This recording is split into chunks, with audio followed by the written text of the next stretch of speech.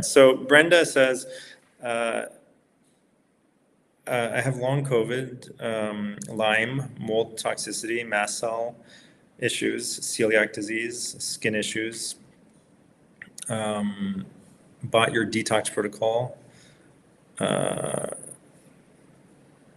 Hard, I think, to take all at once. Severe gut dysbiosis. Can I open cap? Start slow. Thank you. I'm not sure what you mean by can I open the cap. You can definitely start slow. That's the best way to go. Again, I mean, with all of your issues, you really need to talk to somebody like Hakeem Shabazz, right? You need like a proper, comprehensive evaluation to begin with, and then a step-by-step approach to get rid of all this stuff. For mold toxicity, I mean, one thing you can do if it's an ongoing problem is get like a molecule air filter, MOLEKULE. I'll just type it in here, molecule air filter will destroy mold spores. There's other filters out there that do this, but I think this one might be the best.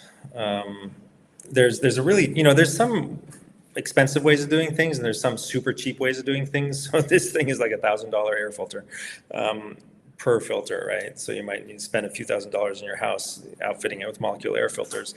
If you're, at the other end of the spectrum where like you have $1 to spend on an air filter, like some people do, then you can take a look at Dr. Grauf on Twitter.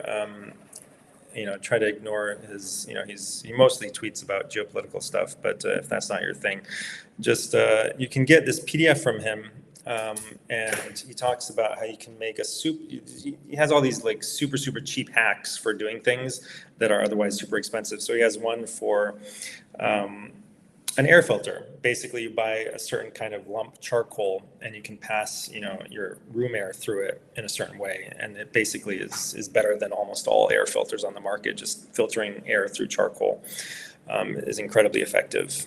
So just like using activated charcoal as a detox thing, it just has so many little pores and holes that it can just bind to all these different different toxins in your body, but also outside your body in your air. So anyway, getting an activated charcoal filter basically for your room, and you can just kind of like DIY it pretty on the cheap.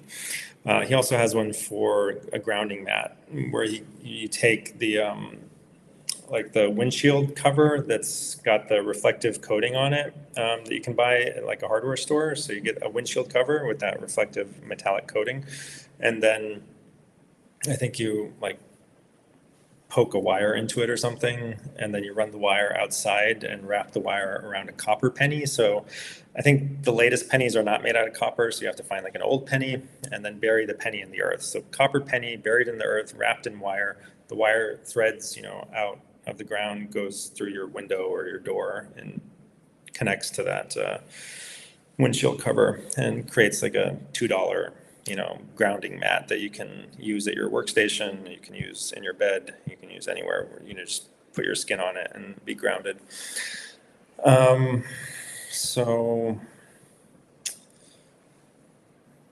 anyway, I'm talking about the air filter for the mold. So it can be really powerful with mold. And then, Lyme is something that is oftentimes very, very deeply rooted and takes a lot of effort to root out. So it's a months-long process usually. And the celiac, obviously avoid gluten for now, but you can probably heal that problem as well. But yeah, I mean, you need more than just like a detox supplement. You have to completely overhaul your lifestyle and have somebody who's really experienced guiding you along the way. Because the long COVID is just, it's like the tip of the iceberg, right? There's a lot of stuff below it. So just dealing with the long COVID is not enough. You need to deal with everything all together. All right, so let's see. Somebody, I think, posted a comment on X, so I'm just going to pull that up and see.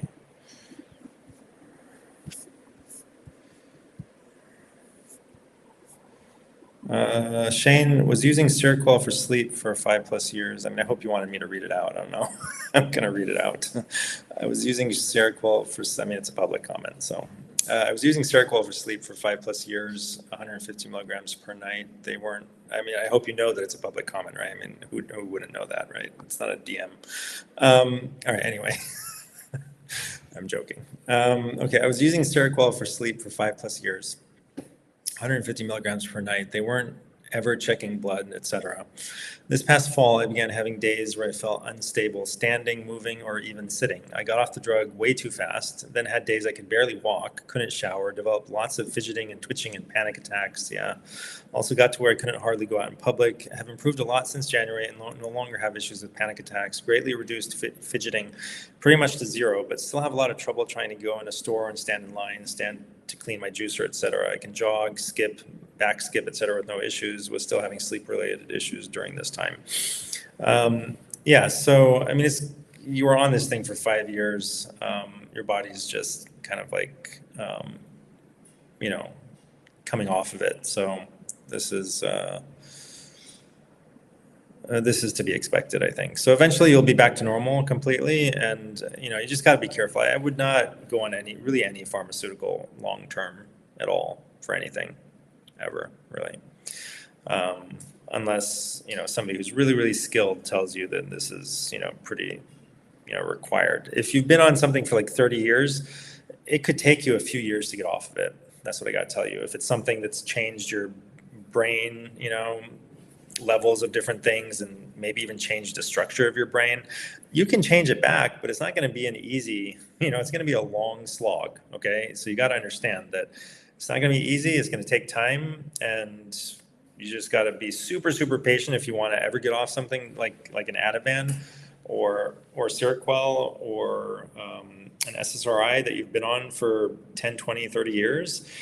I mean, it's possible, and for some people it might be easier than for other people, but some people just tell you it's not possible. I would say it's always possible, but it could take far longer than you imagine, right? So most people would say like, oh, I'll give you a 2-week taper. And other people might be like, I'll give you a 2-month taper. Don't worry about it. You'll be fine.